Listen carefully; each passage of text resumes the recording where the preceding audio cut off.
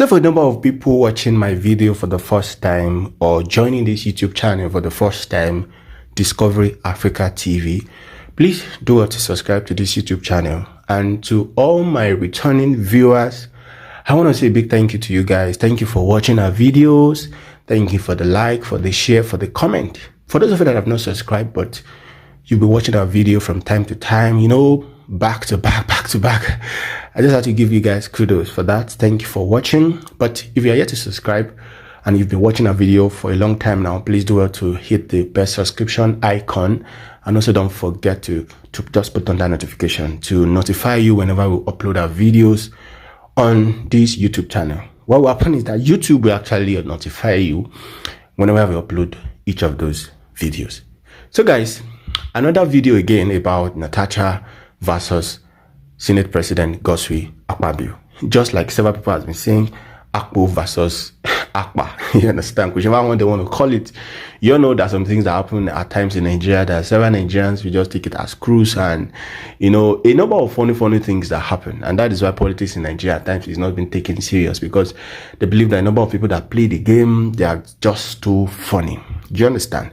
So now this time around, we are going to be looking at the legal side of all of this issue, talking about the suspension of Senator Akpabio Natasha and all of what is going on in the Senate, and even all of the allegations he said about the Senate President Godswill Akpabio. We're going to be looking at the legal side of it.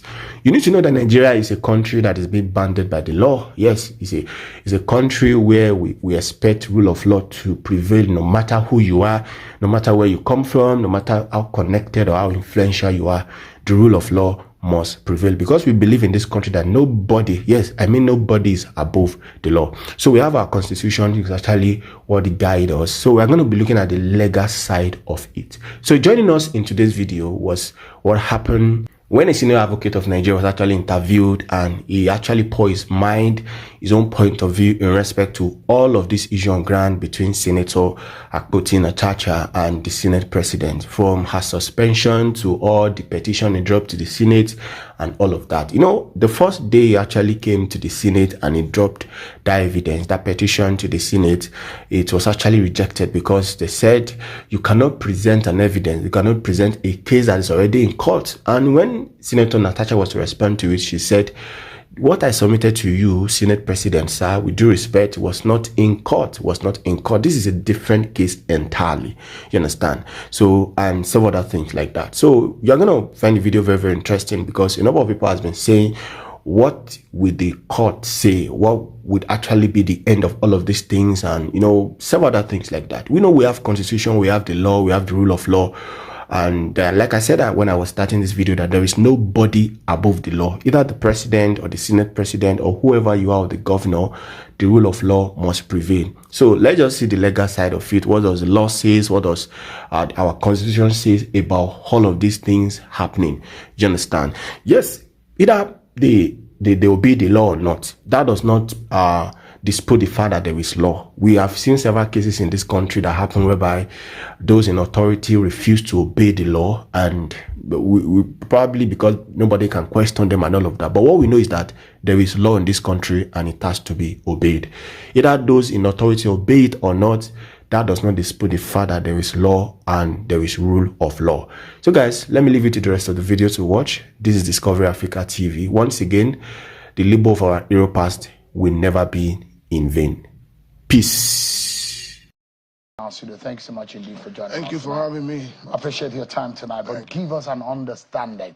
Has the Senate done anything wrong against Senator Akpabio Natasha?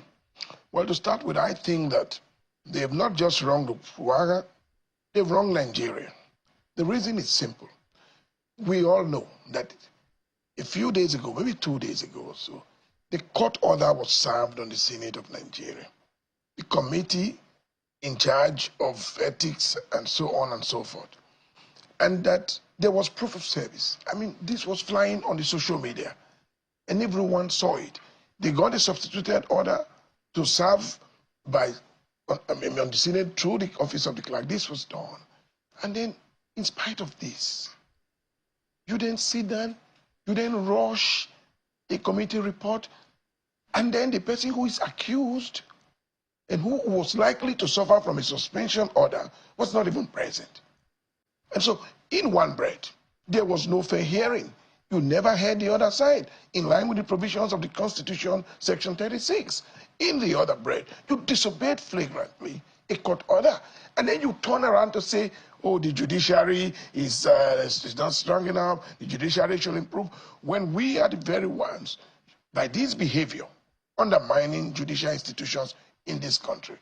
Honestly, if I were the judge and the appropriate applications are made before me, I will go very far to make that point strong.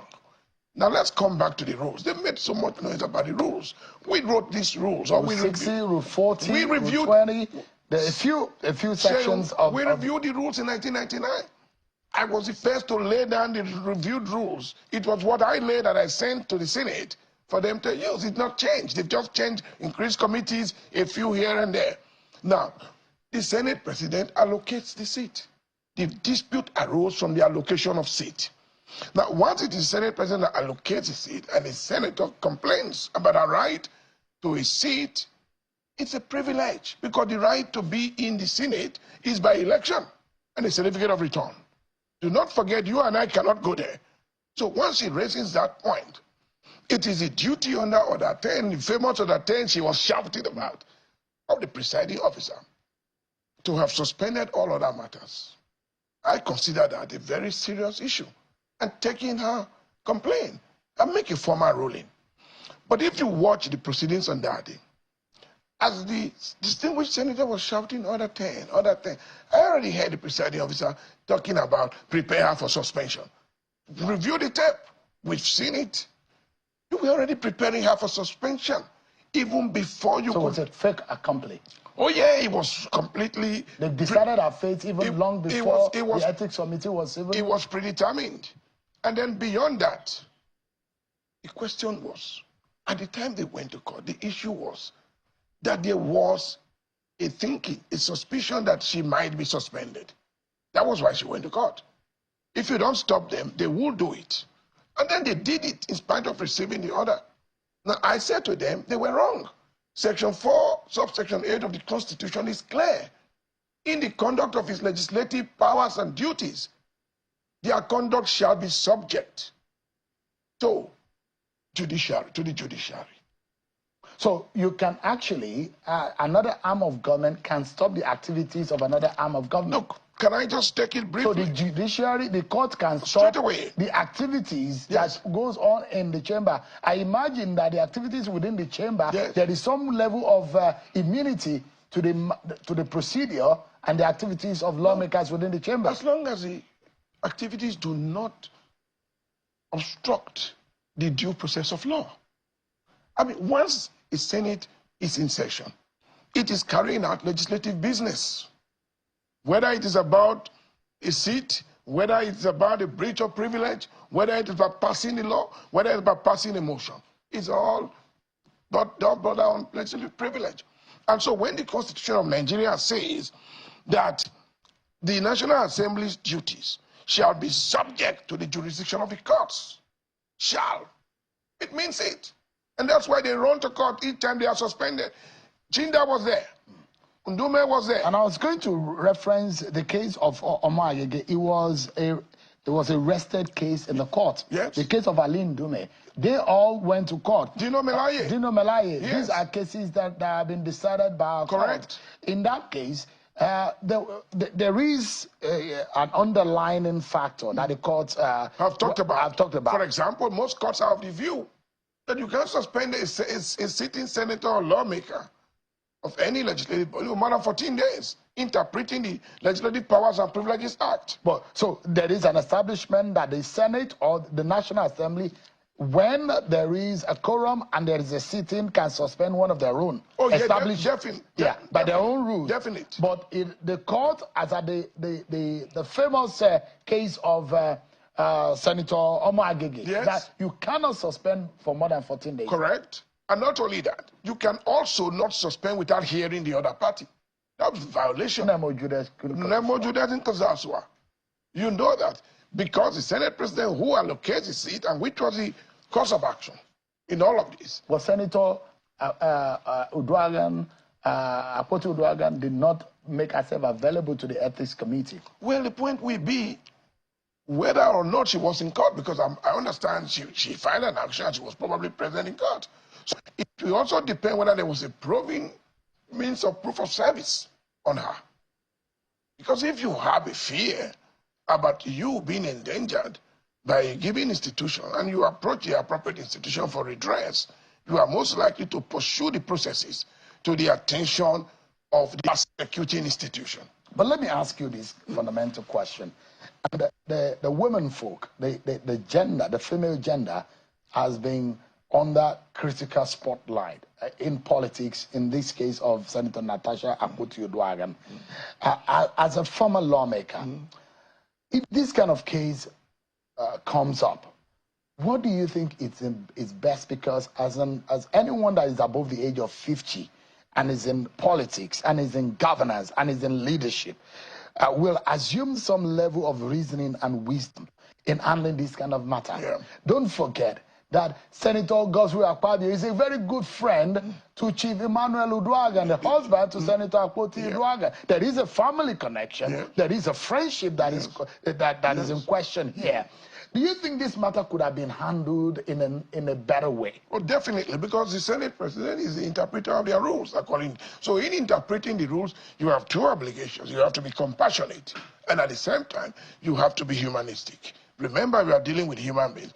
And then you must recognize that the world recognizes the endangered nature of female politicians. And that's why you've had affirmative action, you've had the Beijing Declaration. All of this is... Does it look like Senator Natasha Akpabio Uduaghan stepped out of the line? If there is a rule that you cannot speak if you're not sitting on your chair, even when you have a legitimate reason to protest, and there are cases that are, the presiding officer himself in the 8th Assembly, we showed a video of how he agitated when he sat in a place where there was no microphone. So he agitated. But shouldn't she have also obeyed first by sitting in the place and then protest later? Well, the case of, say, obey the rules that were made by your own colleagues. Agree too. No, but don't forget that even in the reallocation of seats, there is a notification. I am aware that text messages are either sent or a publication done. So if you didn't get any and you suddenly come to the Senate on that day and some para-legislative staff I'd say, no, man, you can't stay here. This is where you are going to sit. As a member of the Senate, you are not a slave. Remember that. Part of what qualifies you to remain in the Senate is that you were elected. So the right to speak as a senator is guaranteed. The right to protest is guaranteed. So you cannot be talking about sitting on the seat, which is the subject of action. We've seen 3 months suspension. We've seen a few months suspension, but this is 6 months. What a lot of Nigerians might not know tonight is that it's not 6 calendar months. It is 6 legislative sitting months, days that we're counting. Meaning that almost 8 months or 9 months. Oh yeah, will extend far beyond. She will be out of work. Far beyond calendar month. What do you think of that? Well, I think what she will be doing, I mean, what that means is that a state of the Federal Republic, Kogi State, will be denied the right to equality of representation in the Senate. The Senate is a special body. It's made up of 3 senators per state, regardless of the size of the state. And there's a reason for that. So each time this happens, you deny Kogi State the right to a vote.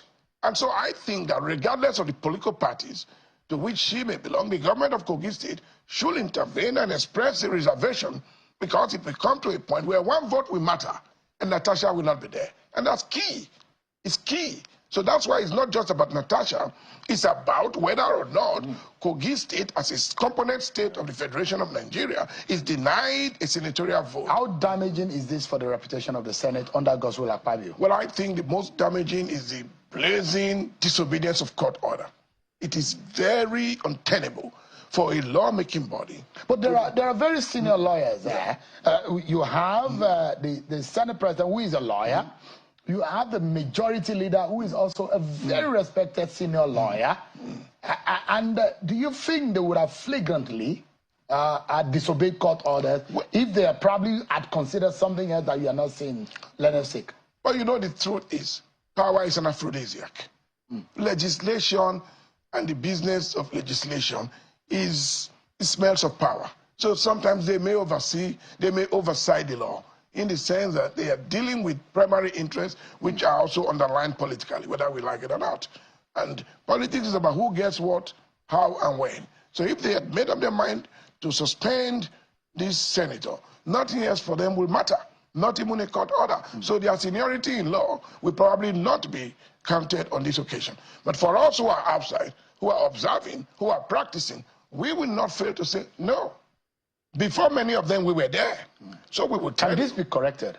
Well, for me, the way to correct it is there are two ways. One, to hold a special session and rescind their decision, or the courts to step in and order and not suspend the senator because it was done in flagrant disobedience. So once the lawyers file the appropriate action, we know that a mandatory injunction can do this, and I urge these lawyers, my lawyers, to take the move, make the move.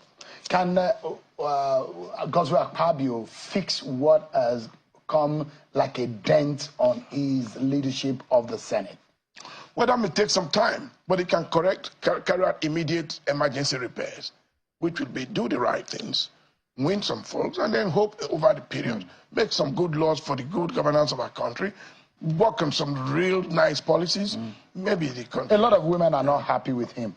It's understandable, because it takes a woman such a long journey to get to the Senate. How many are there? All right. Honorable Wetson, also for some good reasons, thank you so much for saying this. I appreciate your time. Thank you. And the legal knowledge that you've shared with us tonight. Thank you so much indeed.